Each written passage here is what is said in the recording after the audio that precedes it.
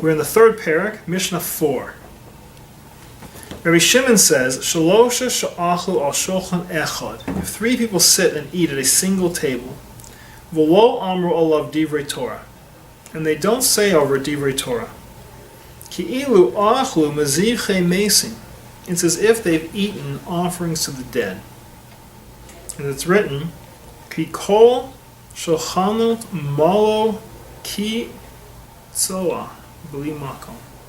All of your tables are full of vomit and filth, and there's no makom. The omnipresent, who's everywhere, he's not there. Right? It's pretty bad. It's saying if you sit at a table with three people, if you're eating alone, it's not a problem. If you're eating with one other guy, the assumption is that you can be eating quietly. If you're at different tables, right? If there's no community, you're just eat. Your job is, you're on lunch break, and your job is to get through your food as fast as possible. It's a different thing. This is talking about three guys are sitting and having a meal together, and they don't talk about Torah. It's as if your table is full of poop and vomit, and God's not there. But if you do speak divrei Torah,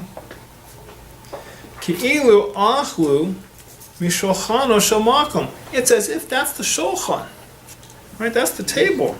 It's a mizbeach even. As it says, "V'yedaber Elai zeh hashulchan asher lifnei Hashem." This is the table that is before Hashem. So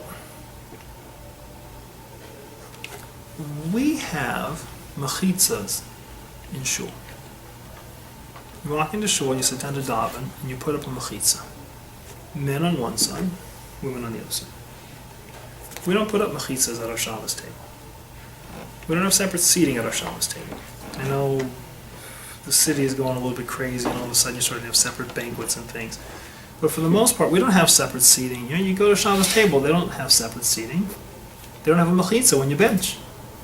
When you're talking to God, why not put up a mechitza? Or better, why in shul do we have a mechitza? I don't want to have a mechitza when I daven. I want to sit next to my wife. Right? She's a cute girl. She takes good care of me. It says, when you go to shul, what's your purpose? Why are you in shul? You are there to talk to God. It's me and the boss. Nobody else. Now, it's a team event. I can't get to the boss unless I've got 9 guys sitting next to me. I need some help. I need you to daven with me. I need a good nigun. There's a lot of stuff that's going on. It's a community thing. But ultimately, it's not about me and my neighbor. That's why, we daven in shuls. A few of us are lucky to daven in shuls that, shushu, no talking. You don't sit with your friend. Because it's not about who you can talk to. It's not about the social interaction. It's purely about your relationship with HaKadosh Baruch Hu. That's what davening is. And therefore, we put up a mechitza. We don't want you sitting next to your wife, because we don't want you to be focused on her. And more important, we don't want her focused on you. We want her to be able to talk to Hashem. We want you to talk to Hashem. So you have a mechitza. We do not do a mechitza at a meal, because ultimately, the meal is not about talking to Hashem. Right? Food, in some ways, is the ultimate act of chesed, of kindness. I mean, think about it. When a woman becomes pregnant, she literally is creating a human being out of her own body. Later, if she's nursing, she continues to create him out of her own body. Later, she goes to Trader Joe's and buys him, rice cereal, and brings it back, and continues to create him. And every time she goes shopping, she continues to create him. That the same act of creating a human being out of her own body is the act that your wife is doing for you when she cooks for you. That your hostess is doing for you when she cooks for you. That a meal, you're literally creating a human being. So the question is, how are you creating that human being? And what are you focused on? Are you focused only on meat? Right? Theoretically, when you eat, the stuff goes in as food, right? It goes in as a nice hamburger. It gets broken down in your stomach and intestines and bile and whatever and turned into slurry, and your cells extract, right, what it needs in energy, and the rest comes out as poop and vomit and bile. It's junk, right? It says if all you're focusing on is this food, is what it does for your body, right? It's just slurry slime. It's an amazing thing. Food doesn't have to taste good, right? In LA, air doesn't taste like anything. Really bad smoggy days it might, right? You live in cities in China, the air stinks. People still breathe it. Right? If the air smelled bad, would you still breathe? Right? If food was vile, you would still eat it. I was discussing with my wife, one of the side effects of chemotherapy is I look at food and it's just like, ugh. But if you don't put it in your mouth and chew it and swallow it, you will starve. People starve to death during cancer because they just don't want to eat it because it's just too yucky. You have to have an act of will to eat food. It's an act of will. You have to breathe. You'll do it. The fact that food tastes good, that it's colorful and beautiful and smells good and comes in varieties and different, it's an absolute gift. But you have to take it farther.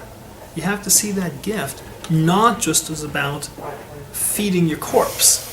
Right? Do you focus on the part of you that's going to stand before Kadosh Baruch Hu, or do you focus on the part of you that's going to get eaten by worms? Right? We don't have a mechitza at a meal because you are supposed to look at that person and speak to them. Part of the kindness, right? The kindness is not just a kindness of feeding your cells. It's not just a kindness of trying to get protein into your body. It's a kindness of trying to get uplifting conversation into your soul. Meals are ultimately about kindness. That's why we eat. It's pure chesed. It's a chesed from God that it tastes good, and it's a chesed on the part of the person who cooked for you, that they are helping you survive. They are moving your life forward. But you come back to the theme of our mission now. Do you focus on your body or do you focus on your soul? If you are only a body and you're only into the physical indulgence, then you're just putting in poop. But if you're ultimately focused on that conversation, that table is a chance for me to connect to you, for us to become friends, for me to hear your problems, for me to make your day better, for me to elevate you, to give you advice, to give you comfort, to give you solace, to treat you like a person, to lean in and look at you. Whatever it is, when it's a divrei Torah, it doesn't mean that you have to be giving over, a drasha every time.